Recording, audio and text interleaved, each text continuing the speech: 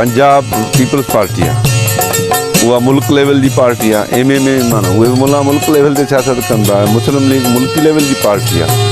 हाणे उहे नथा चाहिनि त बाबा असांजी पार्टी उन जा मौक़िफ़ जुदा जुदा आहिनि। उनजी सिंध पीपल्स पार्टी जो मौक़िफ़ जुदा आहे। रेजोल्यूशन पास कयो साॻी ख़बर आहे पीपल्स पार्टी जे दौर में कालाबाग डैम जे लाइ बजट में पैसा रखिया विया जेका उहा पीपल्स पार्टी आहे। तव्हांखे ख़बर आहे त ग्रेटर थल केनाल जेको ठहियो जेको आहे इहो पीपल्स पार्टी में इंडिया हेडवर्क्स रखियो जेको आहे।